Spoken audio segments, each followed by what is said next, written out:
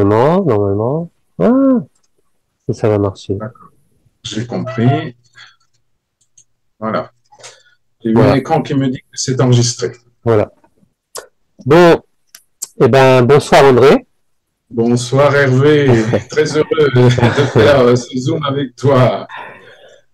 C'est un grand pas pour moi, en tout cas, de me lancer dans cette aventure.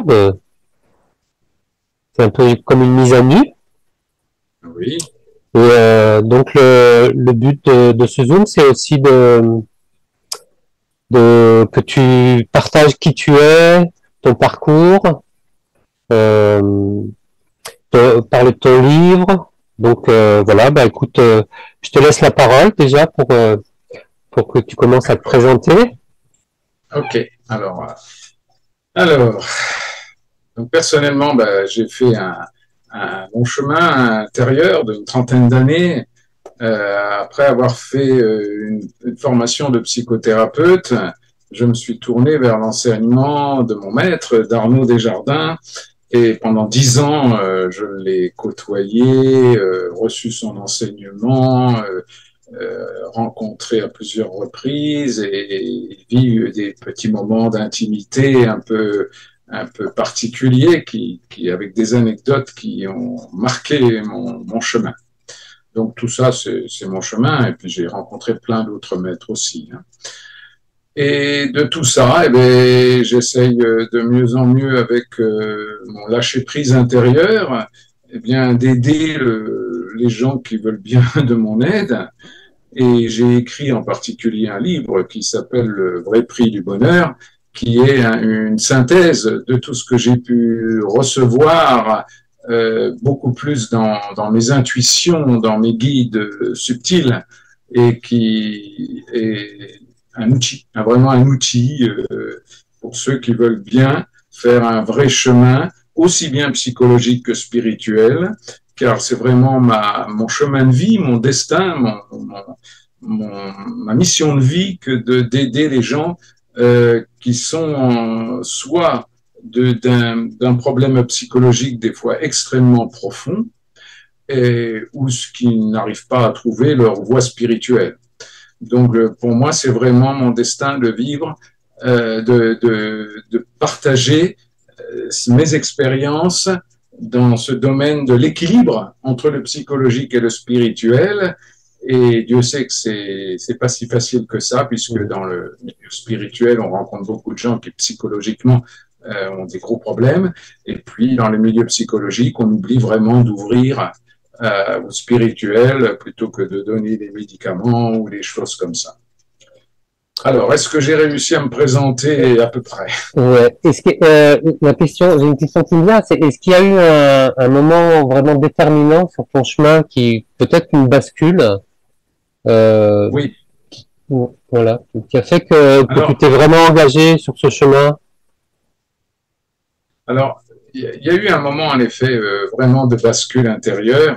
C'est un jour, comme ça, où tout d'un coup, j'ai vraiment senti que comme si j'étais un aveugle et que tout d'un coup, ma vue était revenue. Alors, je Ah, parle bien sûr pas de l'aveugle dans le sens des yeux du non, corps, bien sûr. mais de tout d'un coup, la conscience de l'humanité, de l'univers, de, de tout ce qui est la réalité de la vie, subtile et profonde, m'apparaissait dans toute j'allais dire dans toute sa splendeur, donc Mm, qui m'apparaissait comme une évidence. mm. Ça ne voulait pas dire que j'avais fait un chemin, c'était juste pour éclairer là où j'allais aller. Mais enfin, ce jour-là, vraiment, il y a eu un moment de bascule émotionnelle extraordinaire. Mm. Et voilà, j'ai rencontré pas mal de gens qui ont eu ce genre de bascule d'une façon ou d'une autre. Ça ne veut pas dire grand-chose, ça veut juste dire qu'on voit vraiment la réalité d'un chemin spirituel profond, mais que ça ne fait que commencer. C'est absolument pas la fin Non, non, non, non. d'un chemin.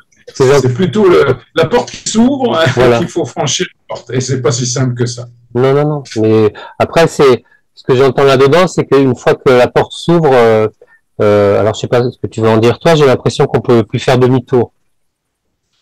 Ah, sûrement. Sûrement, ça c'est ce qu'on appelle le libre arbitre hein, en spirituel. Et ça, chacun est libre.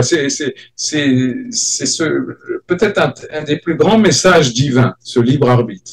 C'est-à-dire que parce qu'on va payer le prix, il ne faut pas croire, émotionnellement et évidemment, que ça ne sera pas confortable.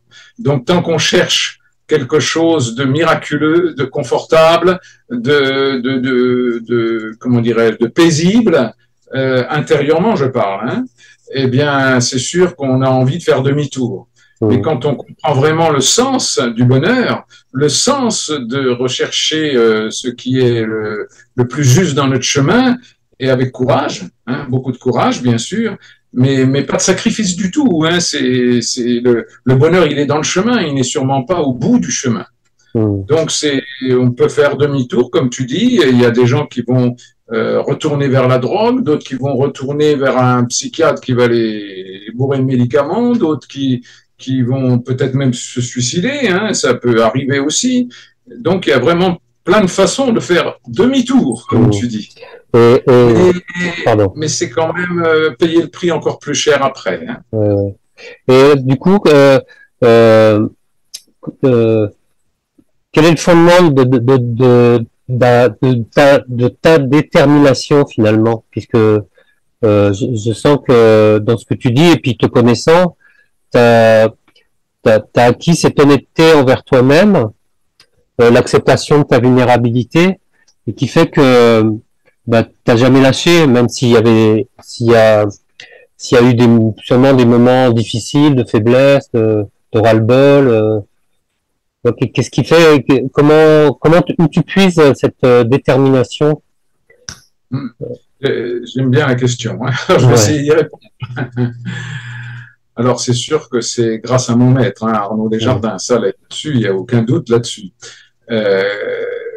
Je me rappelle, par exemple, un jour, et pour moi, ça a été un moment de confiance dans ma détermination, hein, où je suis tombé à ses pieds et où j'arrivais même plus à me relever.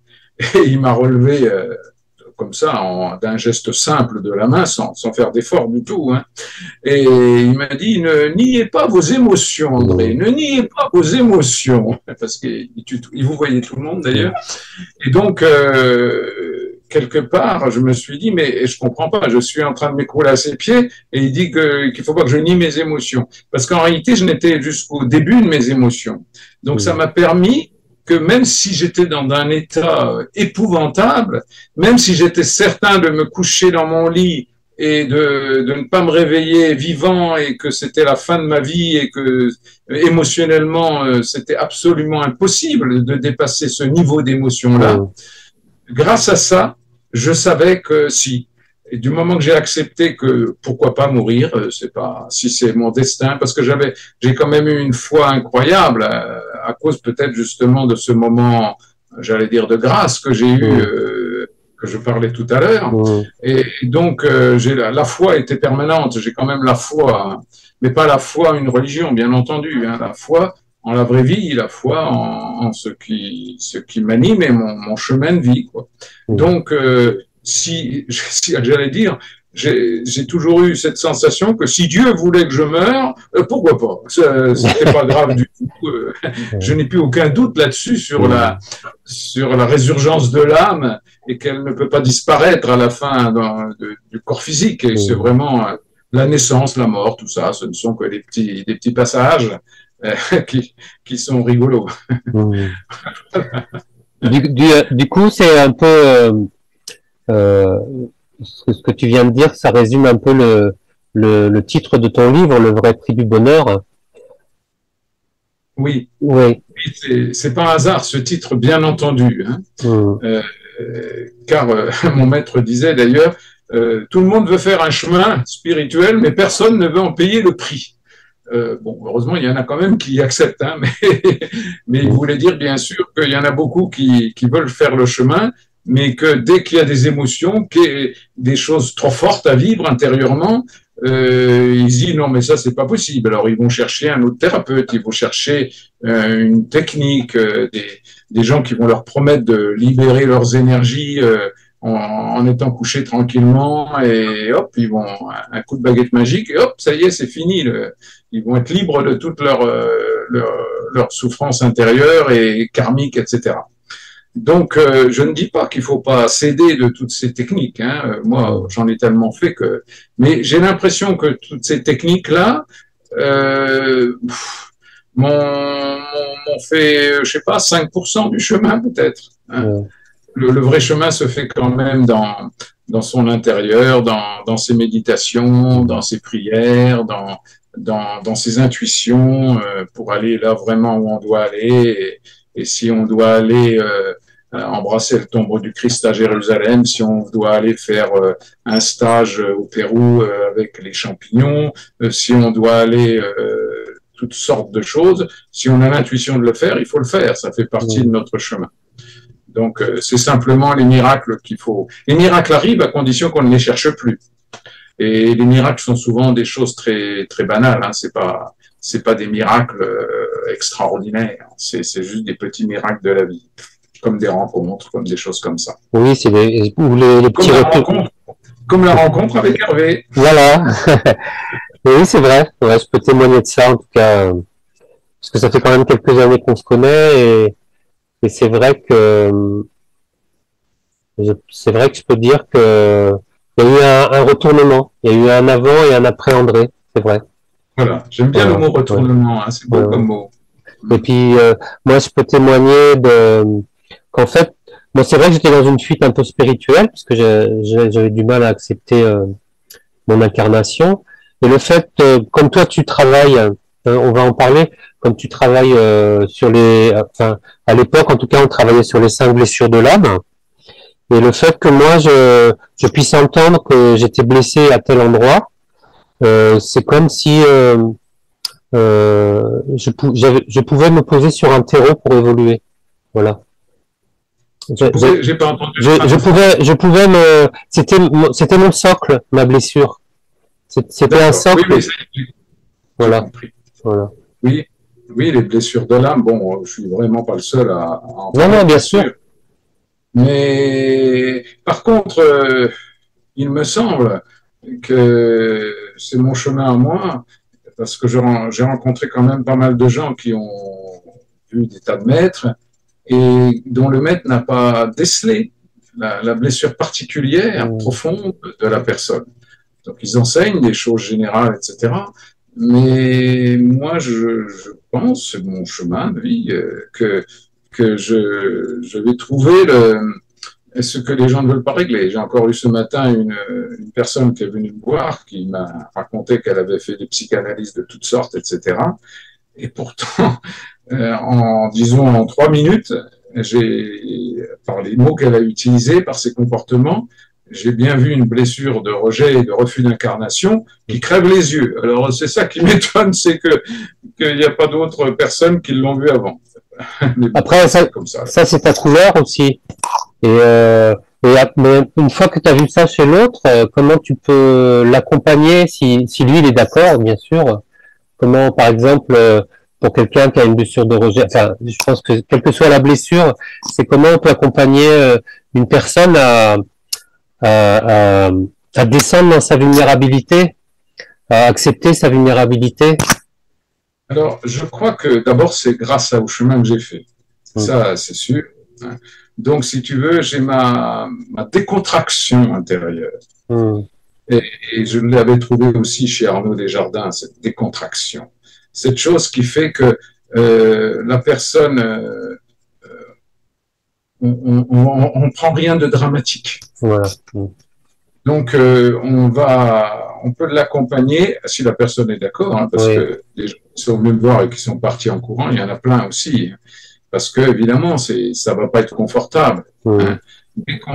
Dès qu'on croit qu'un chemin spirituel ou psychologique, c'est de ne plus souffrir, évidemment, on s'égare tout de suite. Hein. Donc, il s'agit pas de ne plus souffrir, il s'agit d'avoir des souffrances qui guérissent, qui enlèvent qui libère plutôt, allez, qui libère du traumatisme.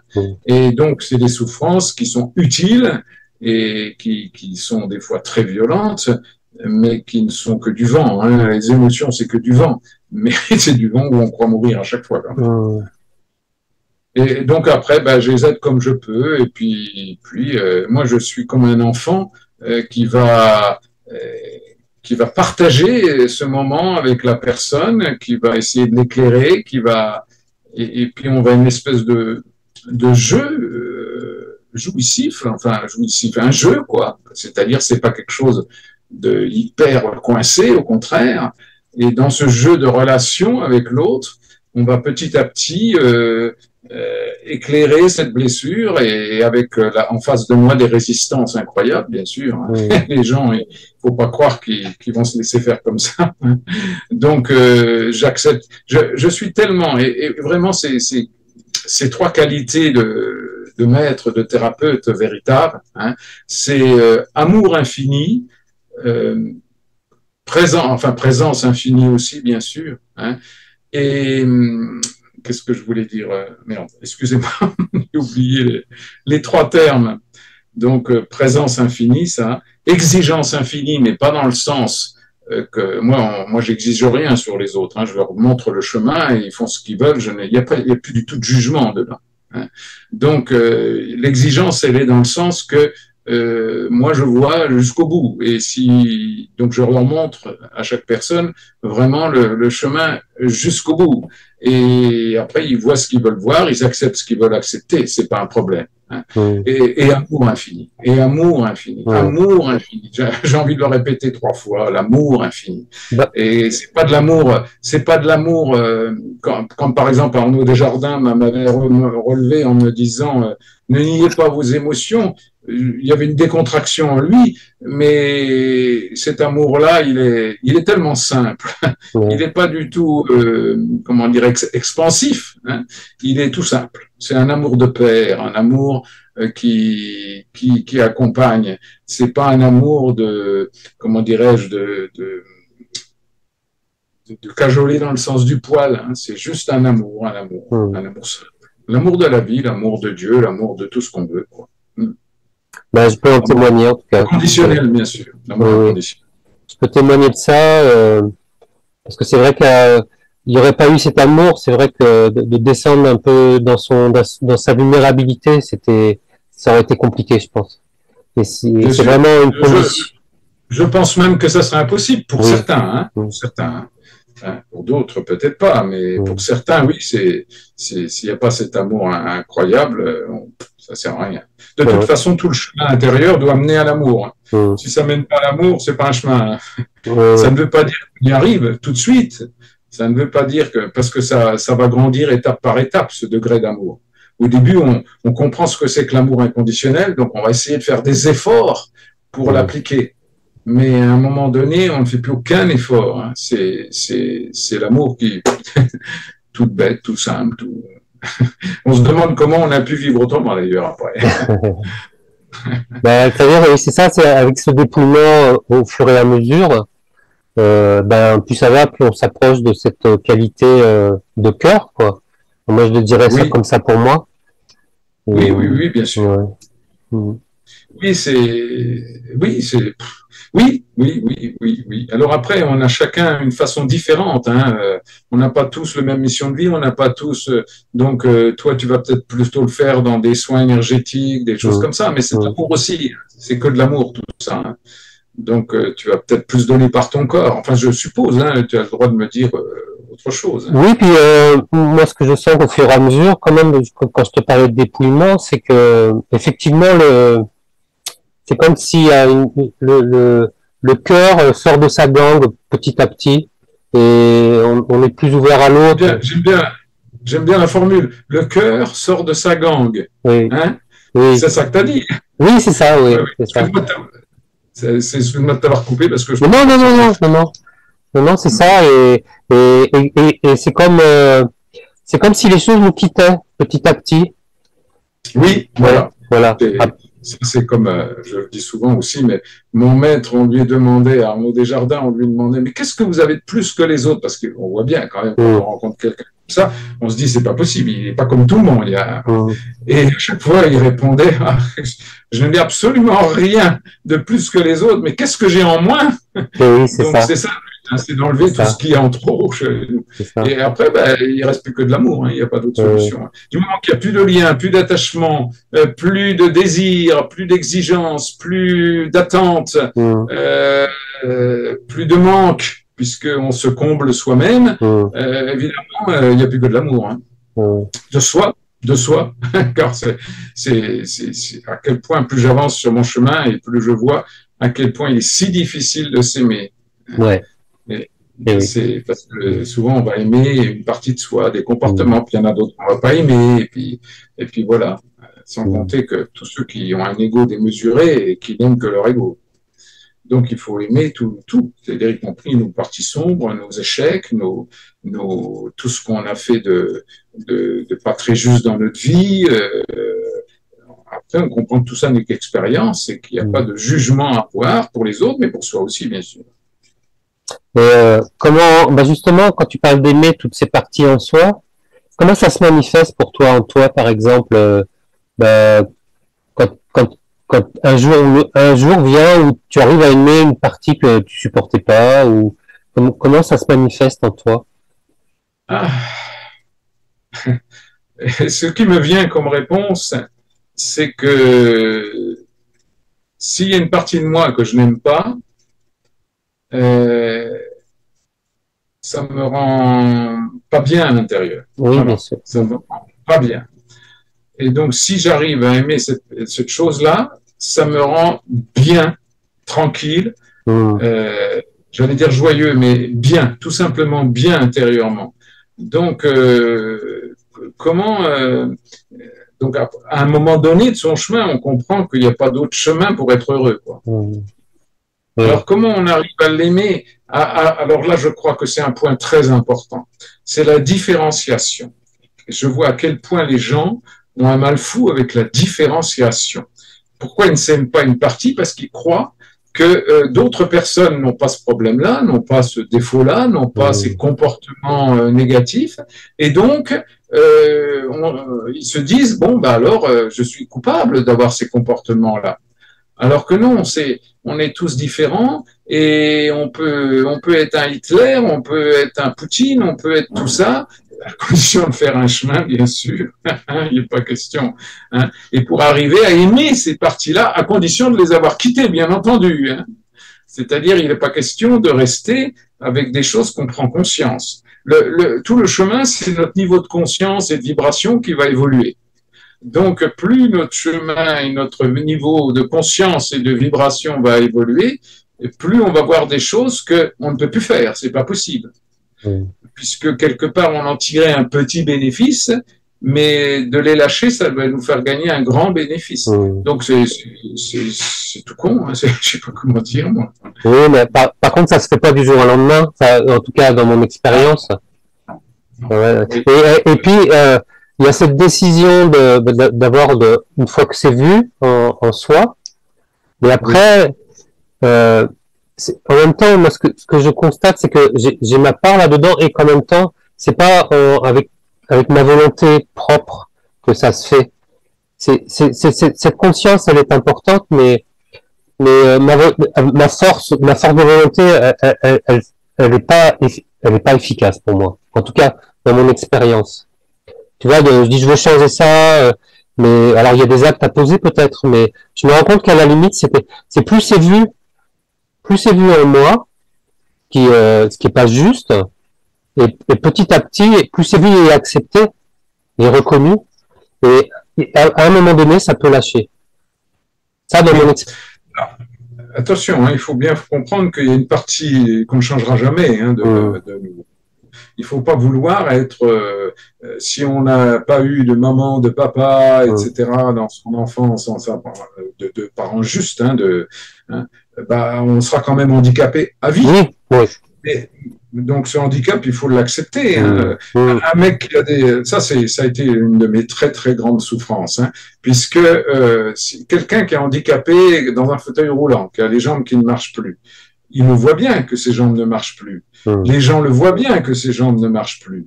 Donc, à part s'il est toujours dans la colère et dans la victime, sinon il peut arriver à voir clair dans son handicap, hein, et l'accepter et être heureux en faisant tout ce qu'il peut avec ce handicap, mais sans nier son handicap. Mais les handicaps psychologiques, c'est bien plus complexe. Hein.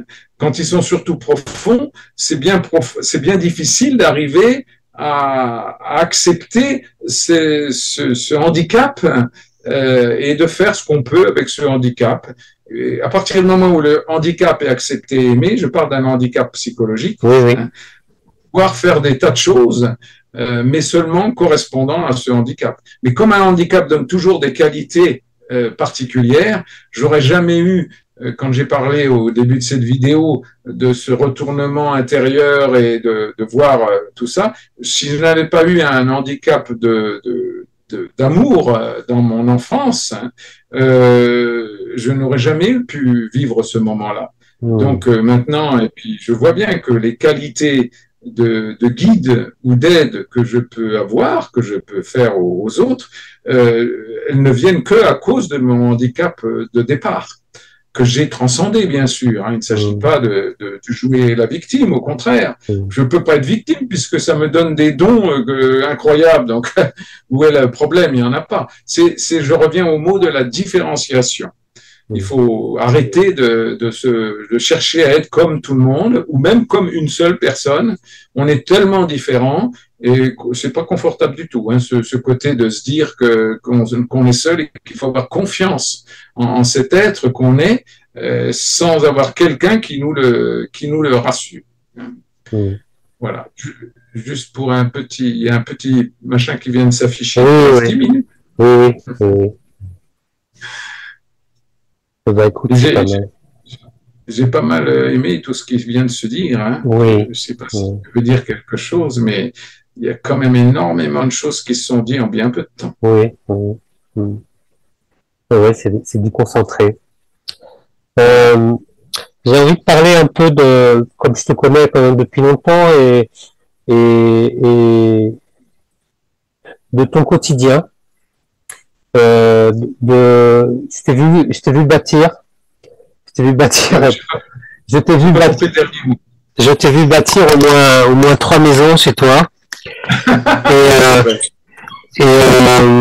Bon, ça c'est chacun, hein, qui est porté par ses désirs et ses appels. Et ce que je trouve intéressant dans ta démarche, c'est bon, peut-être parce que je me compare aussi, mais c'est aussi l'intention que tu mets dans les choses, le sens et effectivement, moi je l'ai ressenti, l'énergie qui en découle dans une maison, même aux formes que tu donnes. Voilà. J'ai envie de dire que plus j'avance, parce que quand j'ai créé ces maisons, là je viens de construire une pyramide dans mon jardin, tout ça, plus j'avance et plus le sens que j'ai mis, par exemple dans ce que j'appelle la maison rouge, il y a plein de sens partout. Hein, et donc le sens que j'y ai mis, c'est fou comment les gens le ressentent. Parce que je vois bien après les mots que les gens utilisent quand ils en quittent, etc. La maison, elle paraît... C'est une maison, hein. Mais ils voient quelque chose de plus beau, ils sont bien dedans, etc. Donc tous les côtés qui me sont retournés, hein. Ou même cette pyramide qui est vraiment, je pense vraiment une réalisation incroyable au niveau énergétique. Hein. Et je vois déjà rien que pour moi à quel point ça, quand j'y vais et que je me mets devant, je vois bien comment ça me nourrit. Alors, je voudrais juste dire justement que tout ça, ce sont des constructions. Et si je n'avais pas fait ces constructions-là, je n'aurais pas, à moi, dans mon chemin, une véritable construction intérieure. Donc, ça allait ensemble.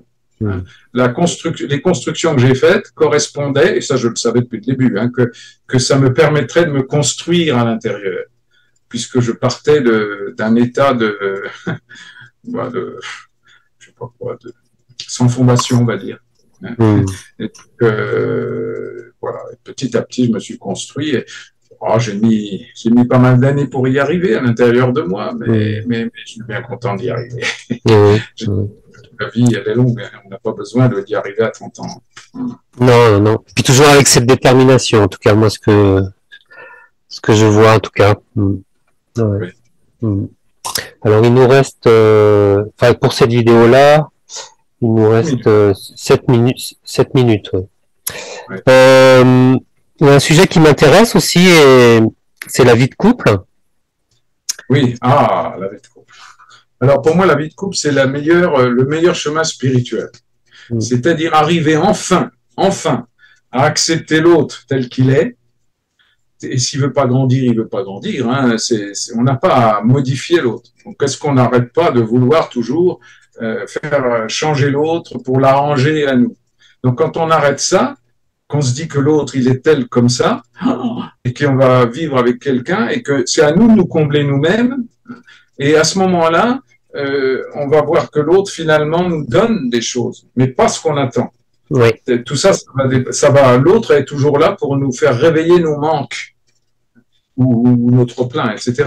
Donc, il va être là pour nous permettre de se guérir de ce qui nous a manqué ou tout ce qui nous a blessés.